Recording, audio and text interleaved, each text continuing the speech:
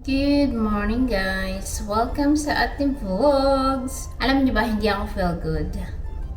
Ang sama ng pakiramdam ko, ang lala ng allergy ko dito sa Florida, nakakaloka. Super duper ang sakit sa mata, and then ang sakit sa nose.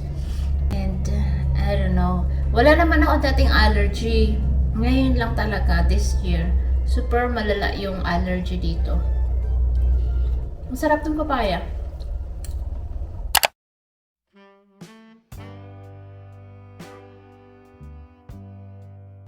Nandito kami sa Sunseeker Resort. Ito-tour ko kayo. Okay, gusto lang namin i-check around. Open siya sa public kung gusto nyong makita. Meron sila mga swimming pool and everything. I will show you. Ganda ng view. Let's check the swimming pool. Ito yung map nila. Super huge.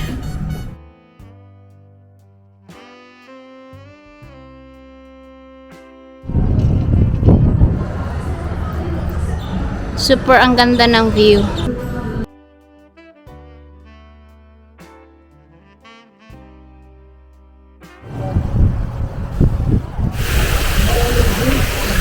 Maraming restaurant sa loob. Pwede kang kumain. Kahit hindi ka mag-check-in. So, open siya sa public. Super nice view.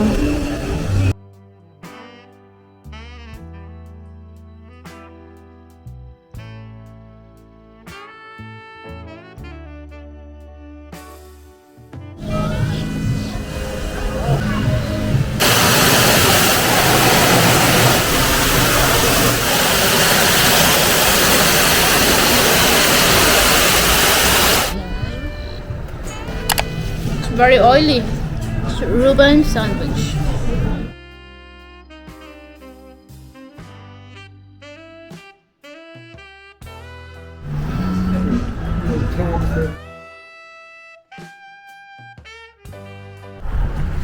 Uwi na tayo.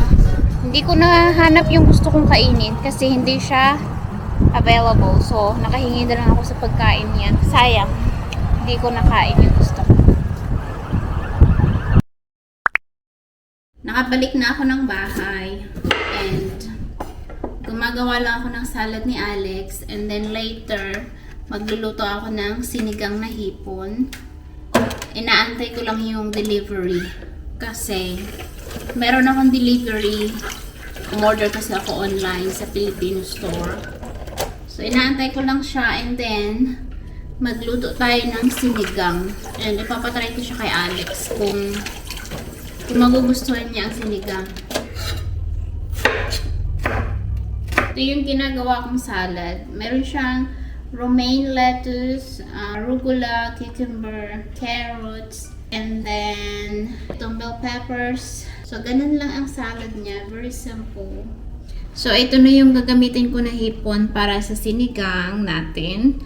So, iniisip ko kung gagawin ko ba siyang ganito, like tatanggalin ko ba yung skin tsaka yung head niya para sa sinigang. Kasi si Alex ayaw niya ng may shell tsaka yung head. Pero pag ginawa ko naman yun, ako naman yung hindi masasatisfied kasi gusto ko may head and may shell. May shell. So, siguro ang gagawin ko is yung half, tatanggalin ko yung shell tsaka yung head para sa kanya, and then yung para sa akin hindi ko siya tatanggalin. Ganun na lang siguro para equal, kasi ayaw kong mag-adjust. Wala siya sa life niya. Oh my gosh, nandiyan na yung dumating yung deliver. I-unboxing muna siya natin kasi dumating na. Hindi ko alam, ang dami ko palang na-order. 3 box yung na-order ko. So, let's do unboxing. Ano naman to? Nakalimutan ko na din kung ano-ano yung mga pinag-order ko. Meron ako ditong lumpia wrapper sa back. Pork belly. Bakit parang hindi siya frozen?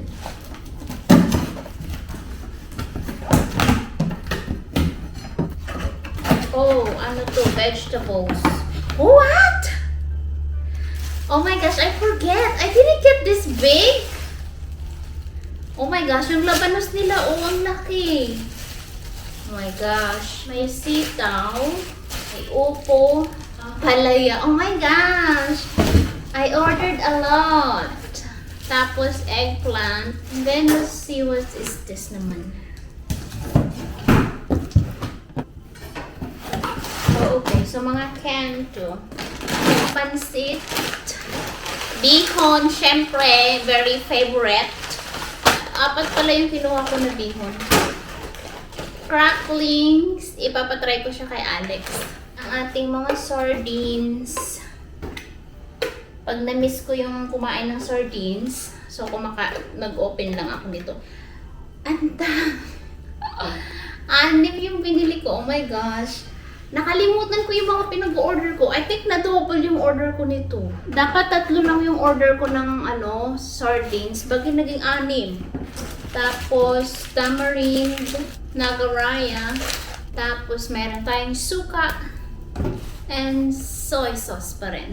So this is it. Magluto na tayo ng ating sinigang. Lalagyan ko siya ng maraming kamatis. Nakalimutan kong mag-order ng scallion, yung sibuyas na pangarang Pilipino. So, ang gagamitin kong sibuyas, yung red na lang.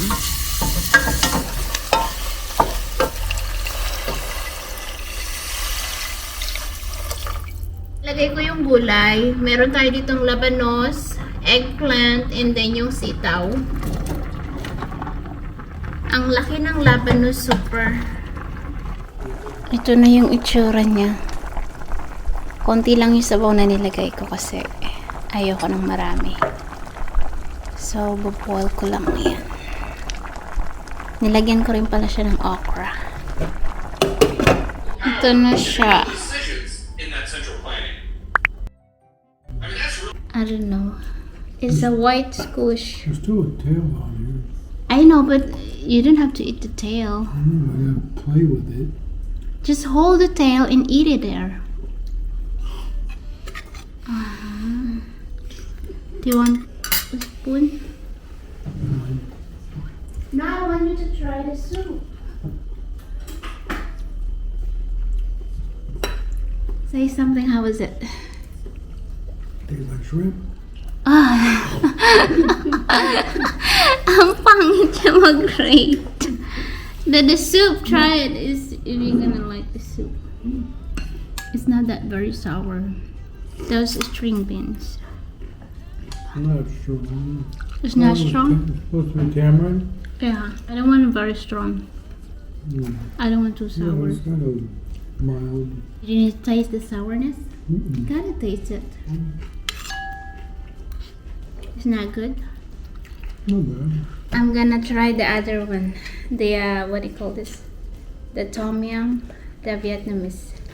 To see which one is better. If this one, the Filipino, or the Vietnamese one. Ito try ko siya next time. So ito na yung sinigang. Okay lang sa kanya. Hindi niya masyadong gusto. Pero sa akin, gusto ko kasi mild nga siya. Pero okay lang. Kulang yung nilagay kong na tamarind. Ayaw ko kasi na marami nun. It's very easy to peel the shrimp even I'm not using my bare hands. You just do like this. Just that.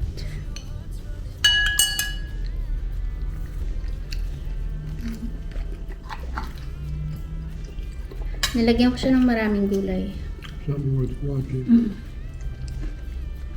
My nose and eyes is so bad. Is my eyes so red?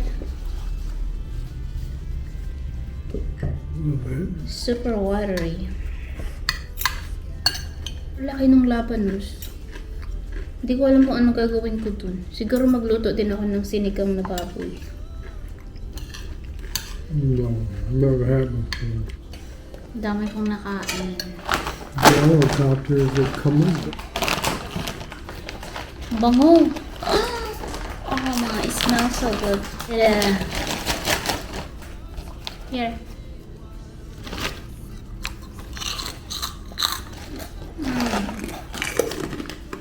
Sarap.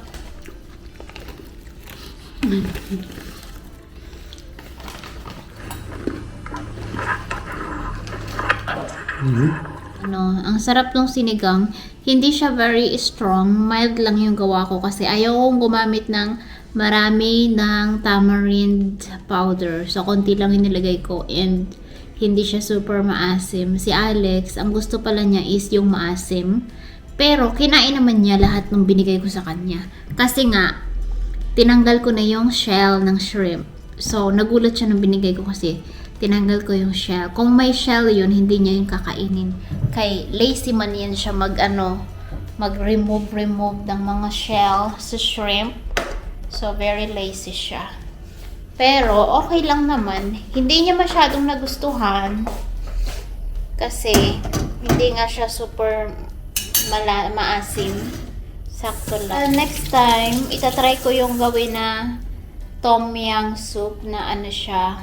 Marami siyang mga herbs and cilantro and onions na mayroon siyang red paste. I don't know kung na-share ko na siya before but yun, ilulutuin ko siya kasi marami akong binili na shrimp and yeah, magluto pa ako nun.